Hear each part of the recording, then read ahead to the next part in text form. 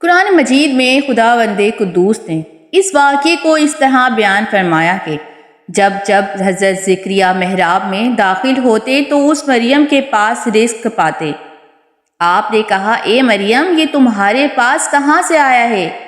وہ بولیں کہ یہ اللہ کے پاس سے آیا ہے۔ بے شک اللہ جس کو چاہتا ہے بے حساب روزی دیتا ہے۔ اسی جگہ حضرت زکریہ علیہ السلام نے اپنے رب کو پکارا، کہا کہ اے میرے پروردگار، تو مجھے اپنے پاس سے ستری اولاد دے، بے شک تو ہی دعا کا سننے والا ہے۔ تو فرشتوں نے انہیں آواز دی اور وہ محراب میں نماز پڑھ رہے تھے کہ اللہ آپ کو حضرت یحییٰ کی خوشخبری سناتا ہے جو حضرت عیسیٰ کی تصدیق کریں گے اور عورتوں سے ہمیشہ بچنے والے ہوں گے اور نبی اور صالحین میں سے ہوں گے۔ حضرت عیسیٰ علیہ السلام کی والدہ ماجدہ حضرت مریم کے والد کا نام عمران اور ماں کا نام حنا تھا۔ جب حضرت بی بی مریم اپنے ماں کے شکم میں تھیں، اسی وقت ان کی ماں نے یہ منت مان لی تھی کہ جو بچہ پیدا ہوگا میں اس کو بیت المقدس کی خدمت کے لیے وقف کر دوں گی۔ چنانچہ جب حضرت مریم پیدا ہوئیں تو ان کی والدہ ان کو بیت المقدس میں لے کر گئیں۔ اس وقت بیت المقدس کے تمام عالموں اور عابدوں کے امام حضرت زکریہ علیہ السلام تھے، جو حضرت مریم کے خالو تھے۔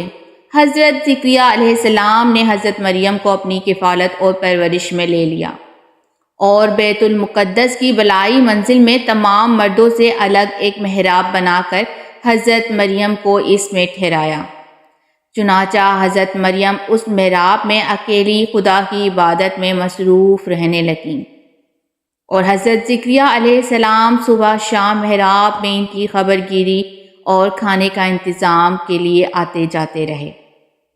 چند ہی دنوں میں حضرت مریم کے محراب کے اندر یہ کرامات نمودار ہوئیں کہ جب حضرت زکریہ علیہ السلام محراب میں جاتے تو وہاں جاڑوں کے پھل گرمی میں اور گرمی کے پھل جاڑوں میں پاتے۔ حضرت زکریہ علیہ السلام حیران ہو کر پوچھتے کہ اے مریم، یہ پھل کہاں سے تمہارے پاس آتے ہیں؟ تو حضرت مریم یہ جواب دیتی کہ یہ پھل اللہ کی طرف سے آتے ہیں اور اللہ جس کو چاہتا ہے بلا حساب روزی عطا کر فرماتا ہے۔ حضرت زکریہ علیہ السلام کو خداوند قدوس نے نبوت کے شرف سے نوازا تھا، مگر ان کی کوئی اولاد نہیں تھی اور وہ بالکل ضعیف ہو چکے تھے۔ برسوں سے ان کے دل میں فرزند کی تمنا موجزن تھی اور بارہا انہوں نے گڑگڑا کر خدا سے اولاد نرینہ کے لیے دعا بھی مانگی تھی، مگر خدا کی شان بے نیازی کے باوجود اس کی اب تک ان کی کوئی فرزند نہیں ملا۔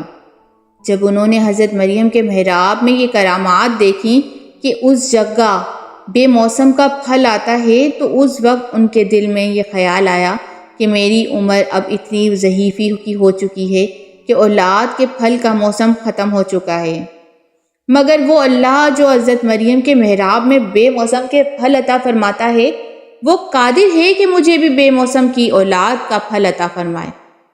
چنانچہ آپ نے محراب مریم میں دعا مانگی اور آپ کی دعا مقبول ہو گئی اور اللہ تعالیٰ نے بڑھاپے میں آپ کو ایک فرزند عطا فرمایا جن کا نام خود خداوند عالم نے یحییٰ رکھا، اور اللہ تعالیٰ نے ان کو نبوت کا شرف بھی حاصل کیا۔